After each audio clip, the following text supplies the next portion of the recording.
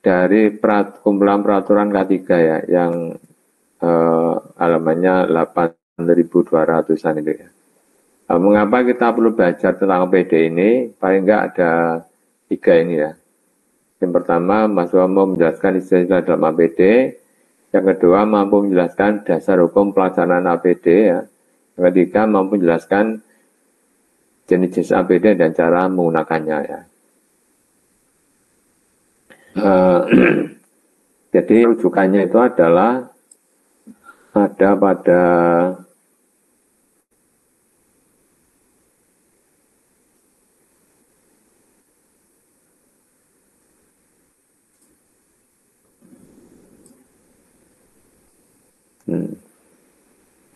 sempat lihat ini ya, kelihatan ya peraturan Menteri Tenaga Kerja.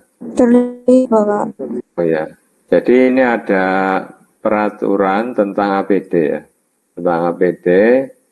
Ini nomornya adalah nomor 8 tahun 2010 ya.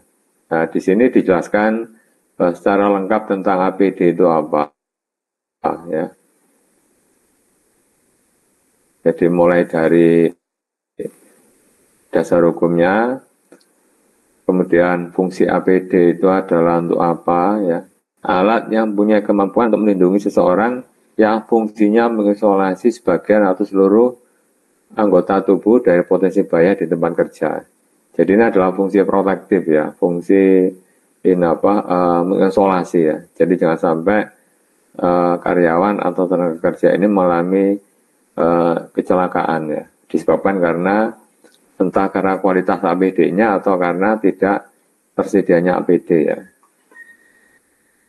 Jadi silakan dilihat di ini pasal 2 ini adalah ini ngambil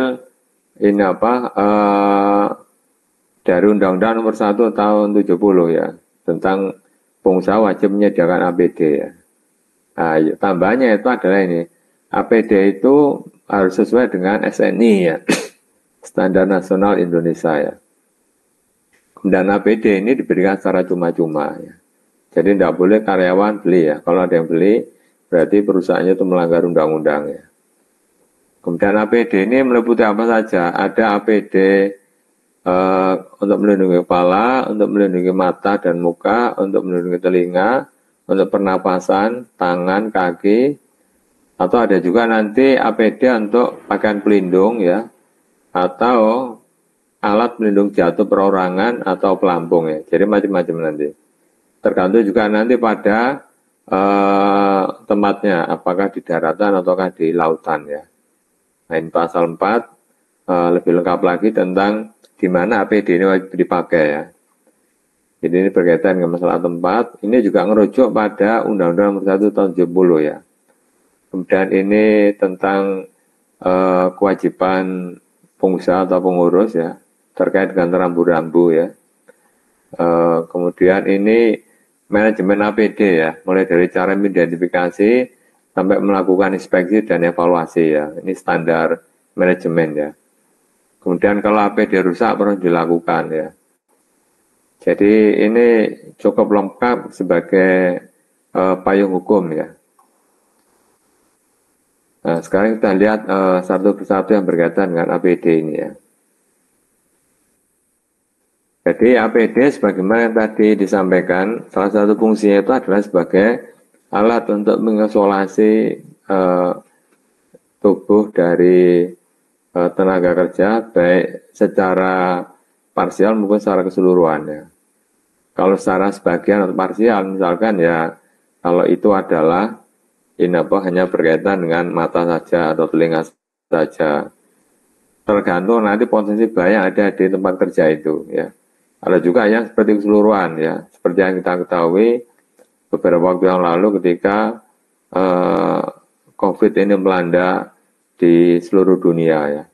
Itu APD-nya adalah APD full itu ya. Nah ini APD ini merupakan paling sedikit digunakan untuk melindungi tenaga kerja ya. Ini mengapa? Karena kalau perusahaan itu aman dan nyaman, maka karyawan tidak perlu pakai APD ya. mestinya logikanya itu orang kerja, tempat kerja itu adalah aman dan nyaman. Sehingga apa? Sehingga orang kerja itu tidak perlu pakai alat bantu tambahan ya.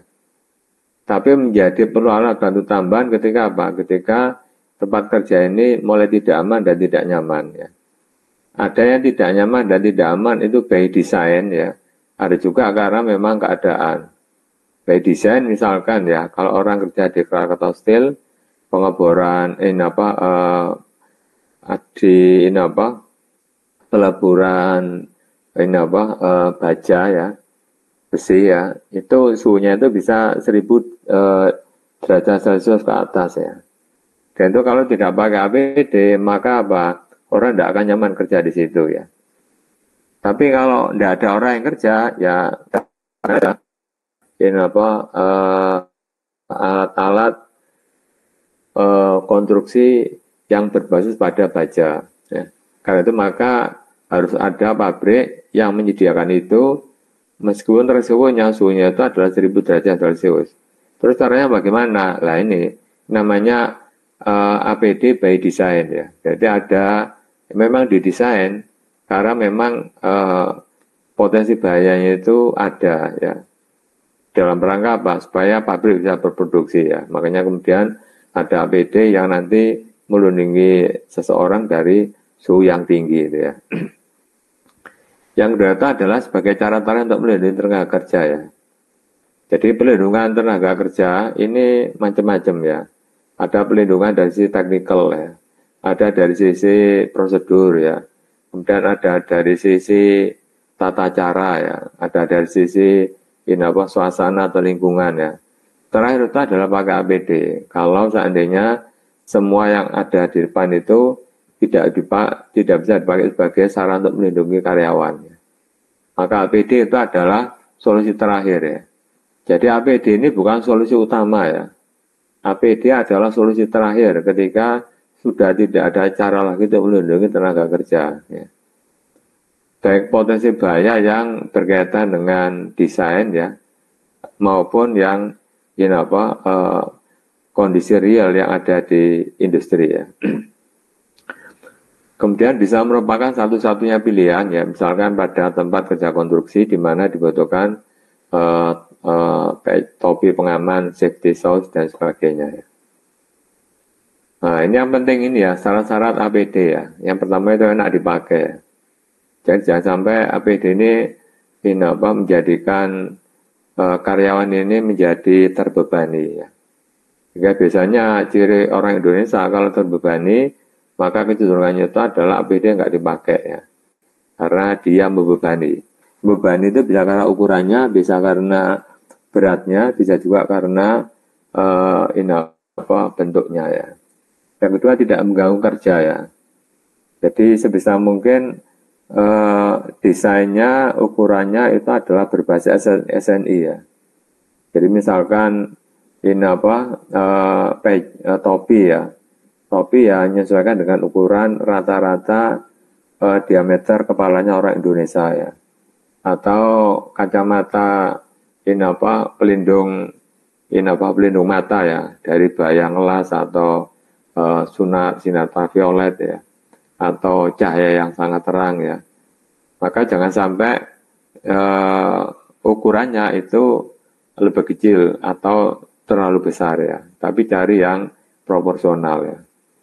Yang ketiga, memberikan perlindungan efektif sesuai dengan jenis bahaya di tempat kerja ya. Jadi makanya perlu melakukan identifikasi ya. Di berbagai tempat itu tingkat-tingkat bahayanya seperti apa. Dari identifikasi itulah kemudian baru bisa menetapkan tipe-tipe APD seperti layak untuk dipilih ya.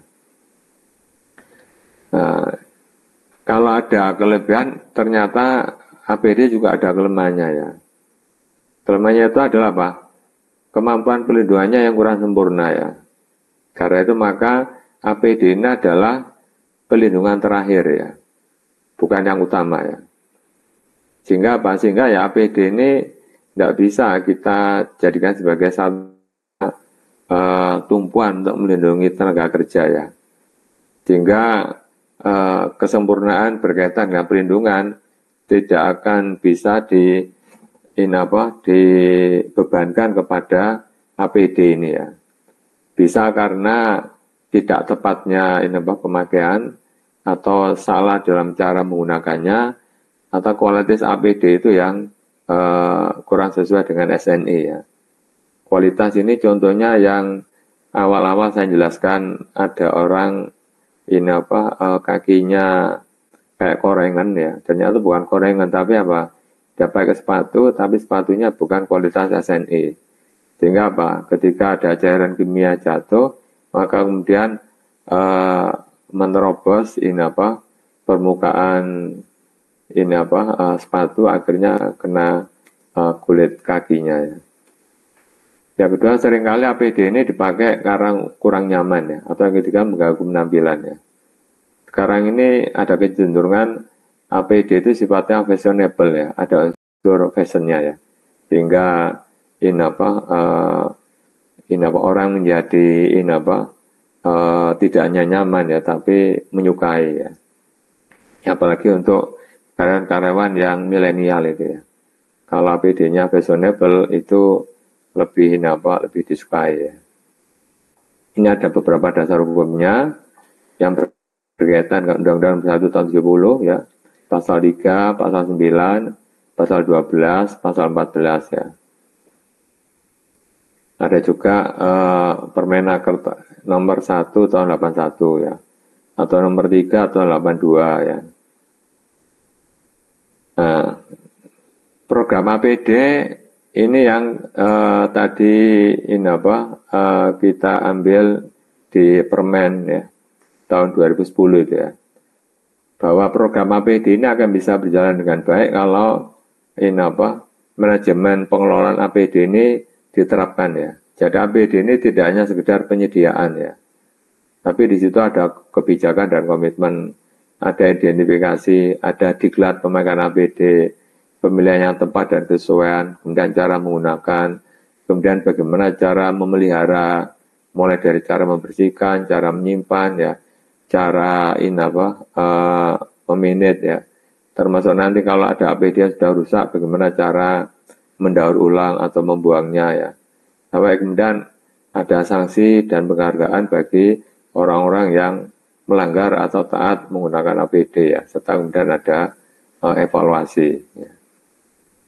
Ini beberapa jenis APD dan penggunaannya ya. Ada APD kepala, APD muka dan mata, APD telinga, APD pernapasan, APD tangan, APD kaki, APD pakaian pelindung atau sabuk pengaman ya. Ini misalkan untuk yang APD pelindung mata ya. Ini ternyata juga ada beberapa klasifikasi ya. Ada tipe kacamata, ada tipe depan, ada tipe goggle ini ya. Ini pun juga ada tunggal yang ganda, tunggal ganda, dan juga ada beberapa simbol untuk memudahkan identifikasi ya.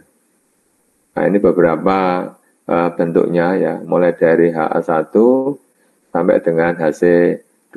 Masing-masing ini nanti berbeda ini tipe bahaya apa yang cocok untuk ini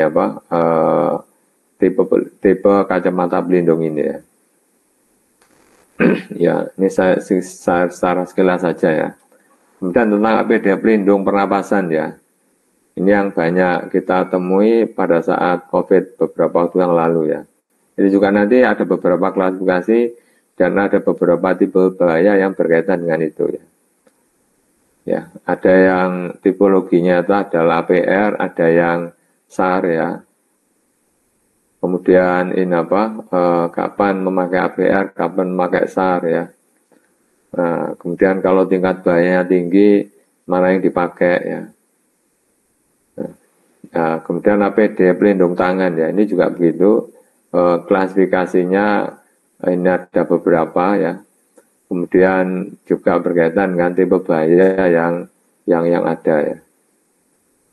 Ya mulai dari material yang dipakai ya, apakah pekerjaannya itu ringan sehingga hanya menggunakan yang bahannya itu dari karton atau kanvas ya, ataukah yang lebih kompleks lagi yang bisa melindungi kulit ya ketika berbahan latex atau nitrile ya. Dibanding juga nanti bahayanya ya, ada yang dipakai untuk melindungi dari panas ya, ada juga yang nanti melindungi dari ini apa namanya suhu yang tinggi ya. Intinya itu adalah bagaimana pelindung tangan ini bisa fleksibel dan nyaman ya, terutama ketika suhunya itu adalah sangat tinggi sekali ya. Dibanding juga nanti APD pelindung kaki ya, sepatu pelindung ya, mencegah tergelincir ya, termasuk nanti mencegah terjadinya tusukan ya, terutama benda-benda tajam yang berserakan di pabrik ya. Dibanding juga nanti bahaya listrik ya, yang kadang ini kabel itu berserakan sehingga orang tidak sadar kemudian menginjak itu ya. Nah, ini beberapa pelindung kaki, ini karakteristiknya ya, tahan benturan, kemudian solnya tidak mudah lepas ya, mencegah kebocoran, tahan tusukan, dan punya daya redam ya terhadap benturan, terutama pada bagian tumit ya. Nanti untuk membuat rasa nyaman bagi penggunanya. Dibanding juga nanti pakaian pelindung ya. Ada pelindung untuk chemical, ada untuk physical, ada untuk yang biological ya. Makanya nanti karakteristiknya nanti sekali lagi tergantung kepada tipe bahayanya ya. Termasuk nanti sabuk pengaman ya, sabuk pengaman ya, terutama yang bisa menahan beban yang besar ya. Kalau tubuh itu 60, 65 atau 55 mungkin ini dirinya sendiri bisa ini menahan ya. Tapi kalau sudah mulai berat ya, maka sabuk pengaman ini sangat penting sekali ya. Oke, yang lain-lainnya materinya sudah habis ini.